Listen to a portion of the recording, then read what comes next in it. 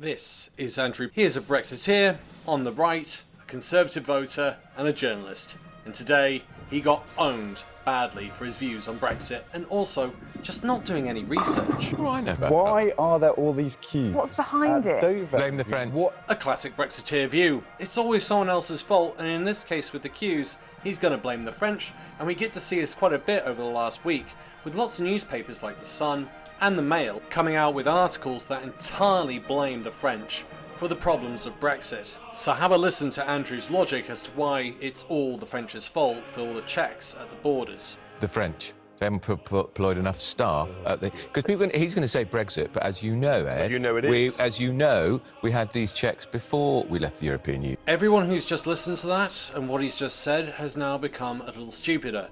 It is not true what he's just said there. We now have limits on the amount of time that we can spend in the EU, and we'll come back to that. But again, this is typical gaslighting by Brexiteer. But they're having to do further checks. They're having to do different checks, Well, or that's more up to checks than they them. were Well, doing that's up before. to them. But we were not in the Schengen Agreement, so it's exactly the same system. But we're not in the exact same system because now we're a third country, which is why they're doing all these checks on us coming in. It's going to get worse, but again, we'll talk about that at the end. The important thing here is he's done a bit of gaslighting again, or he's just not done his research. I don't know what to believe. He's meant to be a journalist, and he doesn't read or research. And the French apparently are not putting enough staff on their That's staff. That's not exactly the same system. Yes, it is. If you're importing, exporting goods, there are certainly checks going into the European Union, and then that has a knock-on effect to holidaymakers. I think it's really regrettable. But you wanted to take back control. You gave up control. Would you like some aloe vera? You just got burned. And I've always said that we gave up control. Not only do we give up control internally because we only get to have a say in what takes place in our country every 5 years, plus we have no constitution now.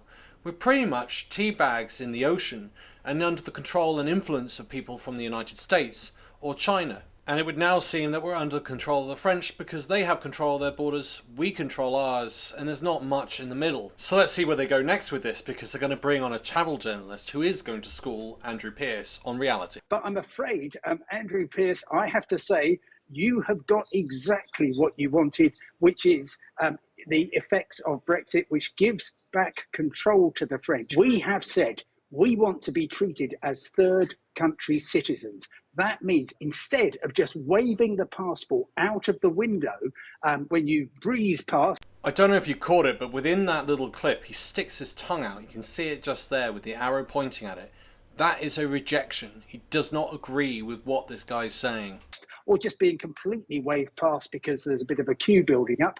The French official has to, because we asked to be third country nationals, the French official has to ask you to see your passport. They have to stamp it. They're supposed to check that you haven't had too many journeys to the European Union, 90 days in any 100 days. Andrew, they need to ask you whether or not you've got enough money for your stay, whether you've got a return ticket. These are all rules that we helped devise. Why is Andrew Pierce finding this all so funny?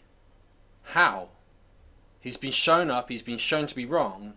He's shown that Brexit is causing severe damage to all sorts of areas. And he's sat there with a smirk thinking this is all hilarious. Watch it again. Would you like to apologise to all those people whose holidays you yeah. disrupted No, with your how long Brexit, does that- how long does that- fantasy? Of course he doesn't want to apologise. He's a Brexiteer. They never apologise, even if they get it wrong. Because they think Britain is invincible. And of course this isn't over, because we've also got a problem of biometric border checks that are coming in this October 2022. And you might go, well, what's a biometric check? And that's a great question. Essentially, they're a series of biological checks that the government of any country can do to another citizen. That could be an eye scan or a fingerprint scan. But essentially, it's checks that you're going to have to go through every time you want to go into the EU. And that means as well, for any truck drivers coming in, they're also going to have to do this.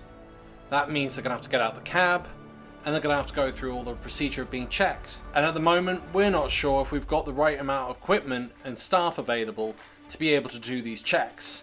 And it's going to be demanded by the EU. From 2023, we're also going to be charged for a visa fee. In many ways, this is exactly what we'll have to do to go into the United States.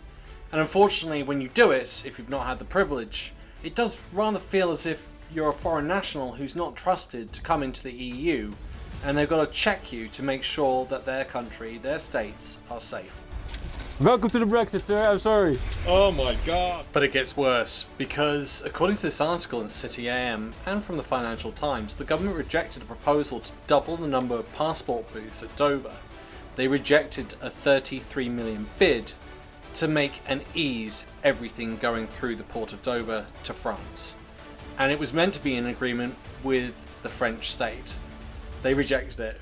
And of course, probably part of the reason was, well, it's Brexit, it's meant to be perfect, it can't have anything going wrong, we won't need this. So part of the problems that we're seeing at the border right now have been created by the Brexit government. I would love to know your thoughts in the comments. What do you think? Am I just blowing this all out of proportion, or is Andrew Pierce just a little bit racist towards the French? Once again, thank you to all of you listeners and subscribers out there. If you enjoyed this, click the like and subscribe button, it's free. And a big thank you to my YouTube and Patreon supporters. You keep this channel going and growing. Bye.